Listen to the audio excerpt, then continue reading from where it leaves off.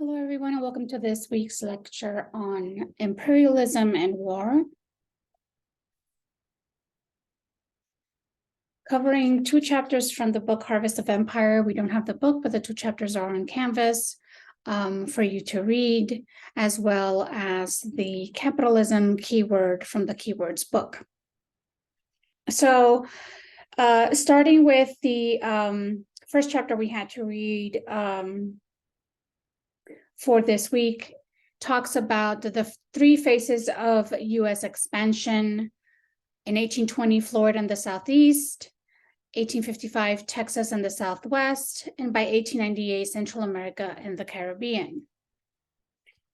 So the chapter talks about what the steps were to acquiring Florida, and some of these included the fact that the Spanish garrisons protecting Florida settlements were weak, and also the Northerners wanted to acquire Florida because it was serving as a haven for Indians who had rebelled against the Anglos and slaves who had escaped to their plantations in the other southern states. So there had been an ongoing interest by the United States in taking the territory of Florida from the Spanish during this time. And so one of the strategies that was used for acquiring Florida is what is called filibustering, where a group of Anglos would move into a town in the territory, proclaim it as a republic, and the U.S. president would send military support to back their claim. Unable and unprepared to fight back, the Spanish would cede the land to the United States. This method was repeated over and over throughout the southeastern part of the United States. And it was that strategy that led Spain to finally give Florida to the United States under the Adams-Onis Treaty of 1919. As part of the treaty negotiations, Monroe, who was the president at the time, promised Spain that the U.S. would continue denying aid to the Latin American patriots. At this time, throughout Latin America, there were a number of independence movements going on against Spanish rule, and they kept looking to the United States as a potential ally, and the United States refused to participate. And so this is one of the reasons why the U.S. refused to participate, because of this negotiation they made with Spain. Other reasons for hesitation by the U.S., particularly southern states, in getting involved in Latin American wars of independence was slavery. The wars for independence were promising freedom for slaves in order to recruit them as fighters for the war. U.S. southern plantation owners feared how this might influence their slaves to also rebel.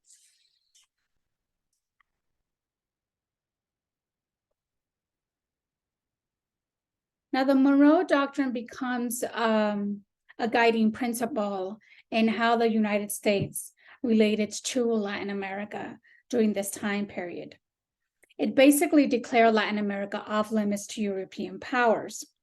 Latin Americans at first saw this as a good thing, thinking that they now had a powerful ally that would help any efforts by Europeans to recolonize them. Instead, what it became was the U.S. declaring Latin America off limits to the Europeans because they wanted it for themselves, and has been used as an excuse to intervene into Latin American affairs. We send our military to, quote, protect democracy in Latin America, as we saw throughout the reading for this week. The slogan of the Monroe Doctrine was America, meaning the continent of America, for the Americans. Another ideology that was guiding U.S. expansion at this time was manifest destiny. As we saw in the reading, the state of Texas, which had been a part of Mexico, rebels during this time period, and by 1836 becomes independent from Mexico. And this fuels desire towards further westward expansion by the United States. The idea of manifest destiny was a philosophy used to justify Western expansion, and it was this notion that it was the U.S. God-given right to expand. So there was this connection between the United States expansion as sort of this divine right that they had to continue to expand. We also saw in the reading that there was a racial ideology embedded within this manifest destiny philosophy. This idea was coined in 1845 by John O'Sullivan, who believed in the expansion of the U.S. into Latin America, particularly Cuba, where he had financed filibustering attempts. And this is one quote from him that, or actually from George Caldwell, a phrenologist who also espoused manifest destiny ideology at this time. To the Caucasian race is the world indebted for all the great and important discoveries, inventions, and improvements that have been made in science and the arts. Another leader in such thinking was Dr. Josiah C. Nott, who proclaimed, wherever in the history of the world the inferior races have been conquered and mixed in with the Caucasian, the latter have sunk into barbarism. And so he urged the need for eugenics to keep the white race pure. So we're sort of this balancing act between wanting to expand further, but also being careful about what kinds of different races are being incorporated into the United States. Now, the Mexican-American War is one that leads to a very large expansion of the United States, as you see here in the map. All of these southwestern states used to belong to the country of Mexico. And this comes as a result of the Mexican-American War, which begins as a dispute over where the state of Texas ended, where the border was between Texas and Mexico at the time. And so this disagreement stated where the U.S. believed that the border was the Rio Grande, whereas Mexico insisted it was 150 miles further north. Mexico ended up breaking diplomatic relations because of the continued argument over the border. President Polk, who was the president at this time, was determined to acquire Mexican lands and gives the call for troops to be marched into this disputed area. This, of course, is perceived as an invasion by the Mexicans, and this results in the start of the Mexican-American War. The war ends in 1848, and the Treaty of Guadalupe Hidalgo is signed. But during the debates over signing this treaty, there was concern in Congress in the US over the inferiority that they perceived of the Mexican population in this region.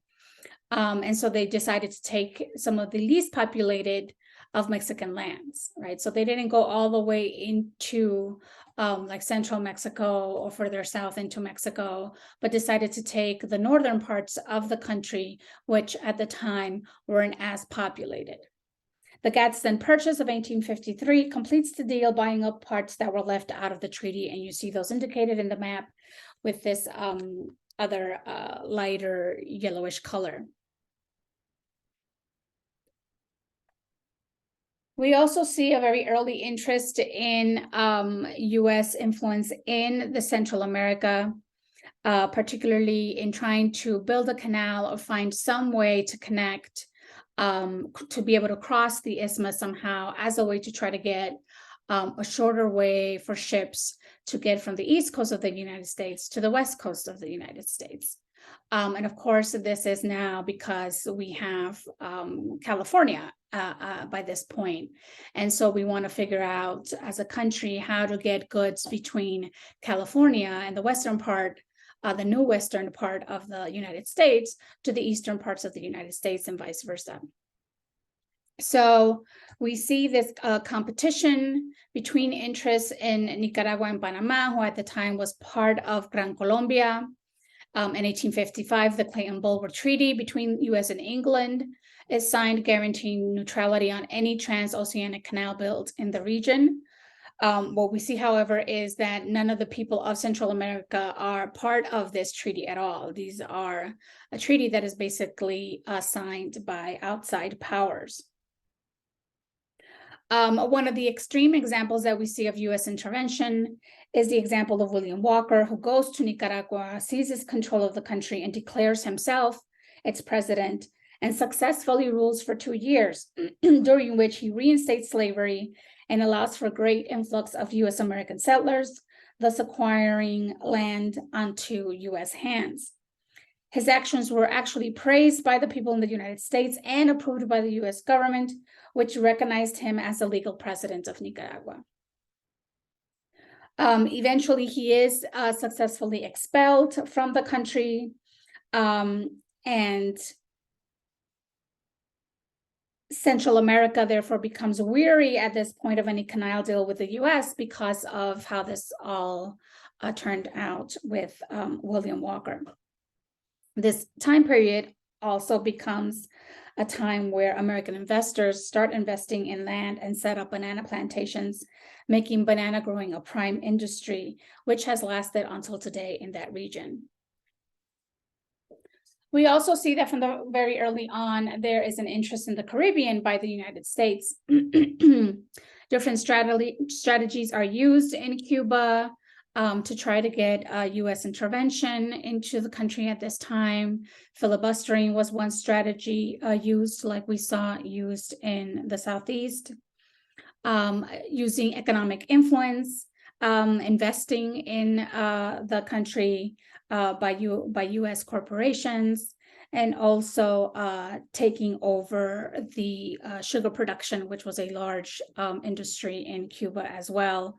Whereas we saw in the reading, North Americans, for example, founded the port city of Cárdenas for the purposes of exporting sugar. And many North Americans ended up settling into these areas in Cuba as they gained more and more land for sugar production. We also see in the Dominican Republic early influence as well, as the US takes advantage of the newly developed nation after successfully rebelled against the Haitian forces in the country. The white Dominican elite follow the same pattern of wanting an economic connection to the US, and some even welcoming annexation to the United States. While eventually the annexation attempts failed, the economic influence did not. And so what we see is sort of these different strategies being used to intervene into these countries to gain some economic influence, and as we see later on, more and more political influence as well. Now, the particular desire for Cuba especially doesn't go away, and results in the Spanish-American War, somewhat similar to what we saw happening with the Mexican-American War, where the US kept trying to find ways to gain Cuba, including offering Spain money for Cuba, and Spain refusing their offers. So there's a particular climate also that is happening during this time that allows for a support for this war. One is the already existing interest in acquiring Cuba in the United States, but also there's an economic downturn happening in the United States at this time. Banks are failing, and there's increasing labor unrest. So there's a need to not just distract to the country, but also unify the country. And the war becomes this for the United States. The way that the war begins is through the sinking of the ship, the Maine, the US Maine, which was a naval cruiser that had sailed into the Havana harbor and mysteriously exploded and sank. Some believed there had been an accident, others believed that it was sabotage. On the US side, the media began to call for a declaration of war against Spain, although no investigation had happened yet of the incident. Before an investigation even occurred, which is what Spain was calling for at the time, the US approached Spain, suggesting that they sell Cuba to the US as indemnity for damages done to the American ship.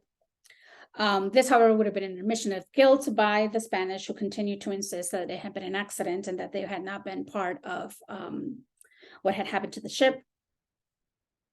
President McKinley, who's the president at this time, began preparing for war, even though the results of the investigation were not in yet. But what was happening at this time in the United States was significant media frenzy, what the reading talked about as yellow journalism.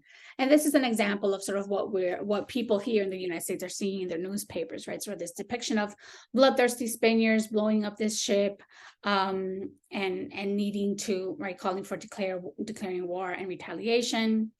Remember the Maine became a slogan at this time, to call for, again, retaliation against the Spanish, who the United States blamed for the sinking of the ship. And so this frenzy and pressure results in the United States basically declaring war against the Spanish. And the ultimate result of this war is the Treaty of Paris in 1898, which declares Cuba, Puerto Rico, the Philippines, and Guam as properties of the United States. One of the ways in which the United States was able to acquire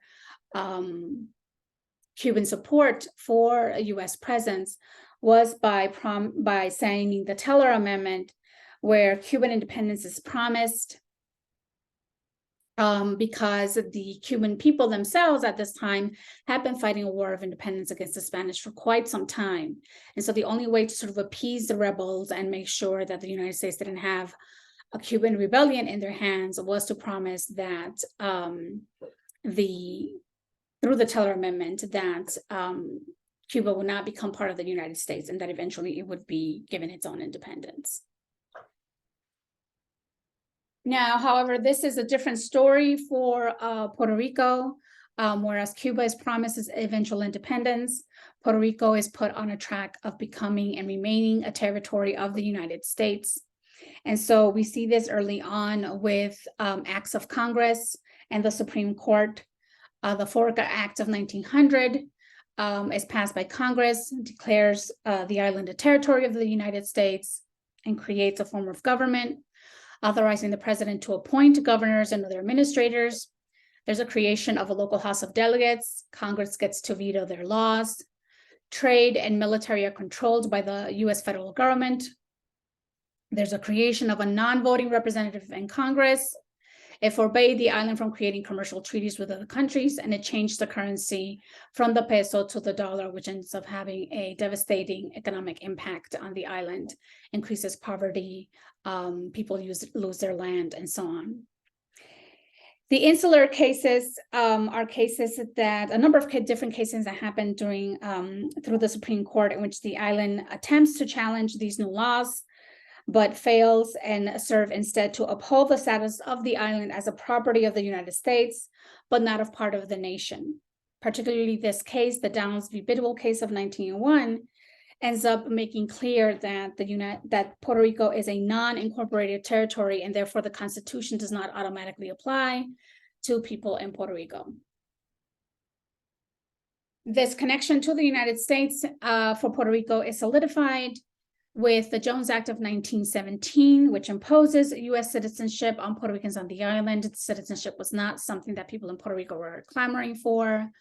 It instituted a legislature consisting of a Senate and House, so it also makes some changes to the form of government that had been created in 1900, and creating a form of government that is more and more similar to that of the United States. Executive Council that had been created before serves as a cabinet to the governor. The U.S. president continues to appoint the governor, so even though they're American citizens, they can't even vote for their own governor, and they cannot vote for the United States president. The Congress of the United States continues to have veto power over any laws that the local Congress in Puerto Rico comes up with. And at this time, citizenship makes Puerto Ricans eligible for the draft, which, if you notice, the year 1917 is also when the United States becomes involved in World War I. So this also makes Puerto Ricans eligible to fight in World War I.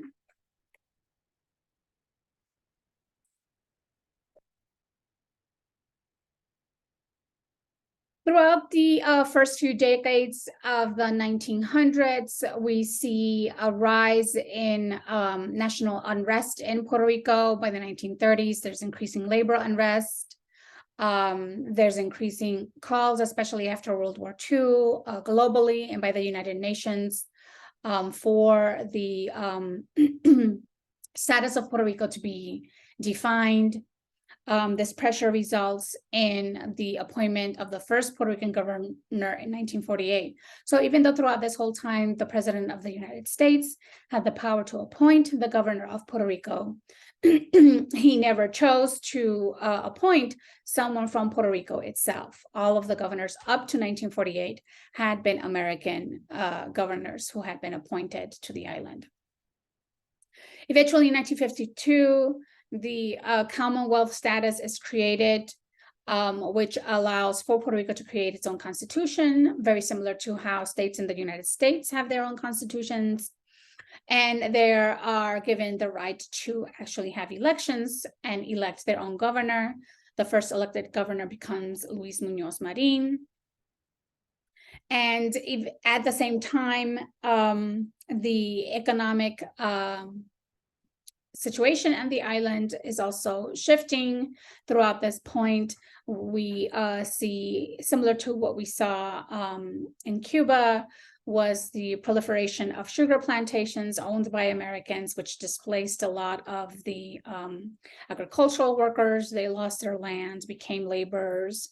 And so the way to try to address some of the poverty that had been increasing during this time period was the industrialization of the island through a program known as Operation Bootstrap, where basically a lot of incentives were given to US corporations to come down to the island and open up shop there and create jobs. However, that was not sufficient to deal with the large number of people who are unemployed. And so this results in a large migration of Puerto Ricans to the United States. So it's important to sort of see how the US has influenced these different parts of Latin America and the Caribbean, because it helps us understand why these populations are here in the first place, right? Why did people from Puerto Rico and Central America and so on decide to immigrate to the United States, right? Versus any other part of the world. And it's because of this US presence and intervention into their economies and politics. The impact in Cuba, they do come through with their promise of making sure that the island becomes independent in 1902.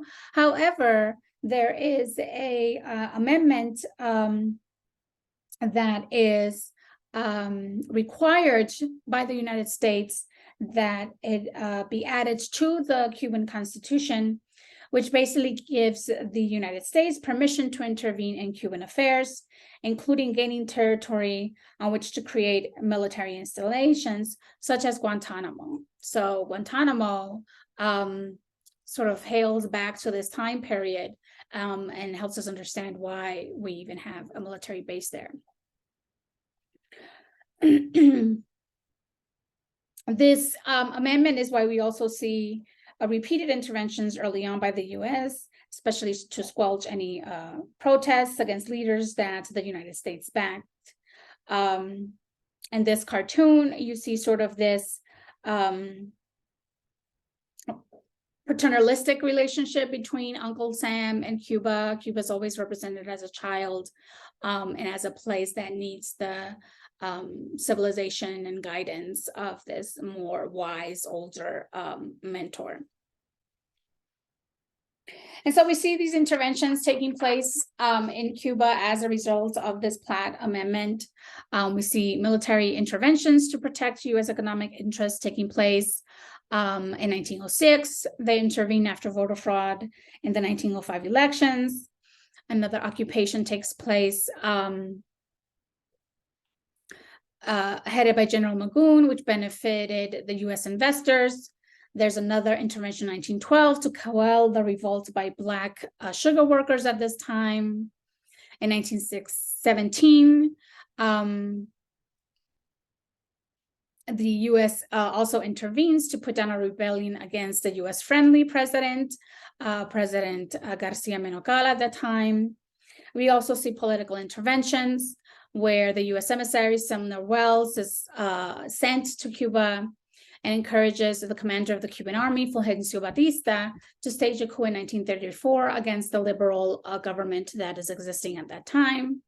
Batista eventually returns once again to power in 1952, again with the backing of the United States, which leads eventually to the Cuban Revolution and the rise of Fidel Castro, right? So if we've ever wondered, right, why Fidel Castro came to power, why communism was perceived, at least during this time period, as an option for Cubans, it's because they had been for decades, right, since their independence, experiencing constant U.S. military and capitalist intervention into their country that resulted in the oppression of any dissenters, of labor organizing, women's rights, and also resulting in significant poverty. Eventually, we see that the United States is able to create the long desired canal by the creation of the country of Panama.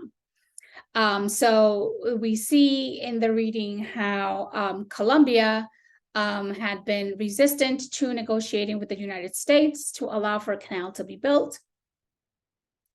So the U.S.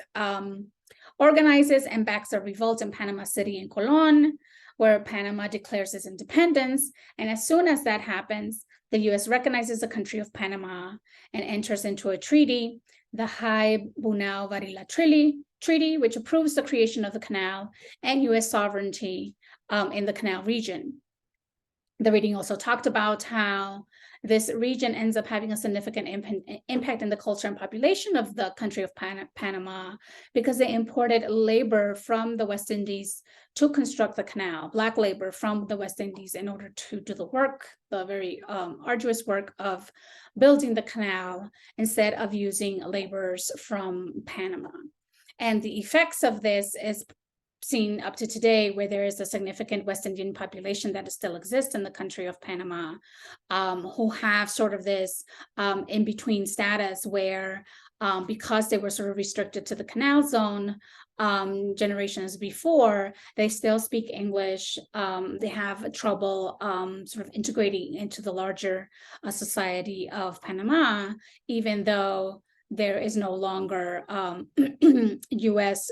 presence in the same capacity as there was when the canal was being built. The reading also talked about the economic influence in the Dominican Republic, where we see how the United States used economic strategies, right? You don't longer have to declare war. You no longer have to intervene into the country by having North Americans settle in the country. You can basically control a country by controlling its economy. And so we see here the United States taking advantage of the Dominican Republic's economic situation at the time, where they were in significant debt to foreign countries. And President Roosevelt offers to consolidate loans, but takes over managing of customs revenues, which was basically the income of the country, as a way to make sure that the Dominican Republic sort of met its debt responsibility. So this means that the country can't raise government spending on their own, and they can't increase taxes in the Dominican Republic without U.S. consent. This intervention leads to U.S.-friendly economic laws, benefiting U.S. investors, where again we see U.S. companies taking over particularly sugar production in the Dominican Republic. Once again, we see the example of the military being used to support, right, and protect economic investments in the Dominican Republic. President Woodrow Wilson was concerned that some factions in the Dominican Republic will become allies of the Germans during World War I, and insists from then President Juan Isidro Jimenez in the Dominican Republic the right to appoint U.S. citizens to key posts in the Dominican government, and to replace the country's army with a new U.S. trained National Guard.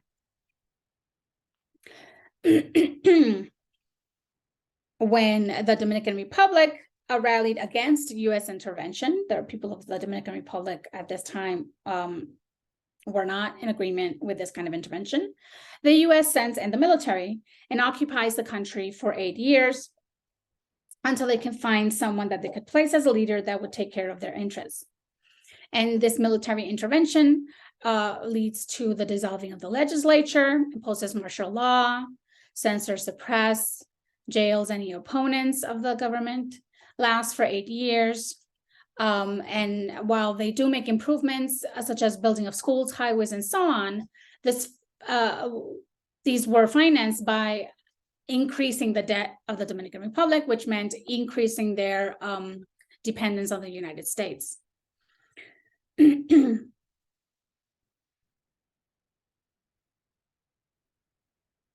The Marines established structures that made it easier for locals to lose their lands to the big sugar corporations by creating a registration system where people had to prove that they owned their land to this registration system. And if they weren't able to prove that they owned their land, then the lands became public land, and land that then would immediately get bought up by sugar plantations. And so we saw in the reading the significant increase in the number of acres that these sugar plantations were able to own as a result. The creation of the National Police results in the rise of Rafael Leonidas Trujillo to power in 1930, who becomes an infamous dictator in the Dominican Republic for 30 years. But is supported by the United States government. He's friendly to U.S. investors and so on. And so while he is significantly terrorizing his own people through violence and so on, the U.S. looks the other way because he's being friendly to the U.S. investors.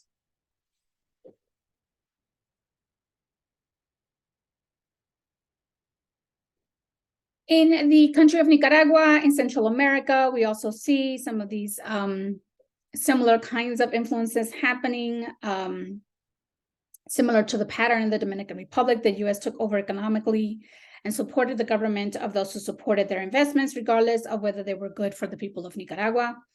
Whenever someone came to power that threatened these investments, the U.S. would send the Marines in, who would stay until a friendly power was put in place. At first, there was a stable president in Jose Santos Zelaya, who, although friendly to foreign investors, did not give them special treatment when it came to owning land.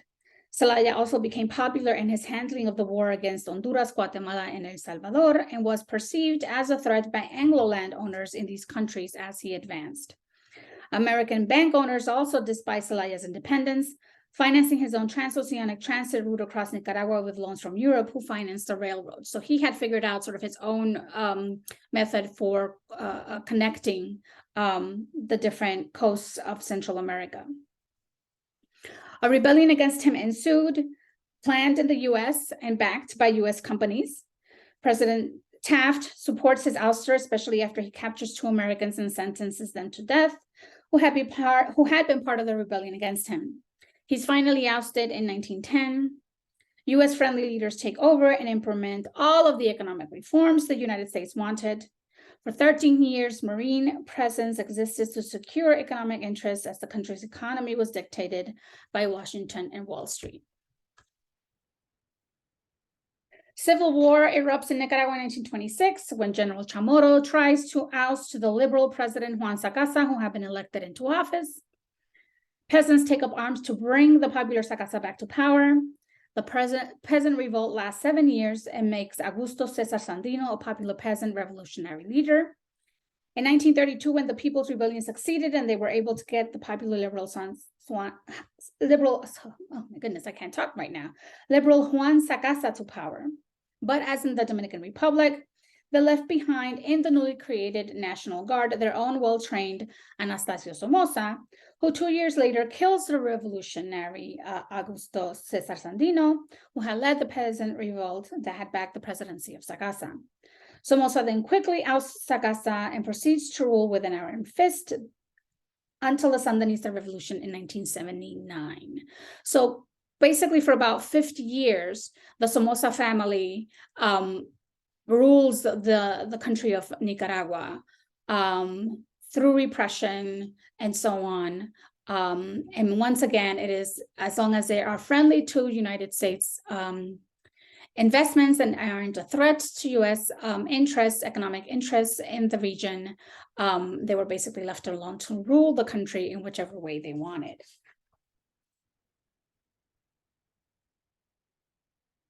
Now, the key word that we had for this week was capitalism. And capitalism is a mode of production with three particular elements: private ownership of the means of production.